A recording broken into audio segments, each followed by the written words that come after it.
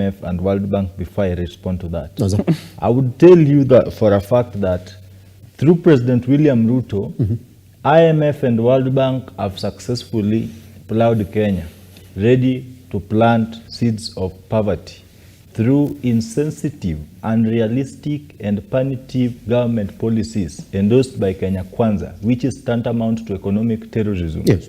Looting the people dry in a broad daylight. Actually, what the government has done is equivalent to robbery without violence. That is a criminal code, penal code we should introduce so as to press the Kenya Jwanza MPs as they exit power.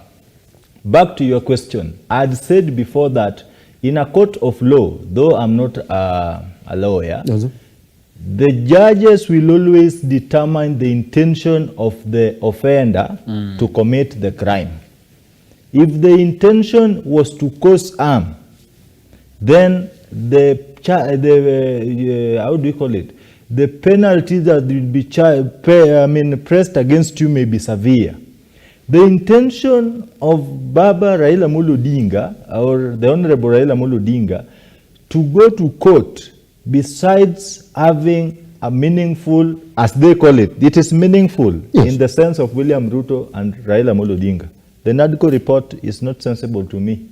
So, in as much as they have a meaningful conversation going on between them, he still finds it important to seek the judicial input on various constitutional issues. I had said that it is not the problem of Raila Odinga and William Ruto firsthand, but our MPs are the letdowns. Do we elect people who really understand what the role of an MP is? Representation, oversight, and legislation. These people have failed to represent the people of Kenya. Had they been representing the people of Kenya, they would have told William Ruto that, check, sir, the bill you've just brought usurps power from the people. This power you are operating on donated power. We equally operating on power in trust of the people. Whenever we are going to take this power from Parliament, not to have a say on such like issues, then you are trying to tell the people of Kenya that you are there to be seen and not to be heard. That is number one failure that they had made. So, Raila Odinga, I mean, at times I feel it is necessary to exempt Raila Odinga from these conversations. Simba. Raila has been there since time immemorial. Raila has fought for democracy. Raila has fought for multipartyism. Raila has fought for the new constitution. Raila and with other people have fought for ABCD. What are we doing as a country? Were we born to be fought for by Raila Odinga? What if Raila ceases to exist today? Will we close down this country because Raila is not there? We must let Baba. Baba is at his 70s. In fact, he is a motivation to me, though I don't ascribe to their political ideologies. But in his 70s, he's still actively pursuing his dream. But we have a scenario where a government is trying to tell you that wewe utakufa tu, hata kama hujakula GMO utakufa. Kula ukufe. The only hope they are selling to you is death.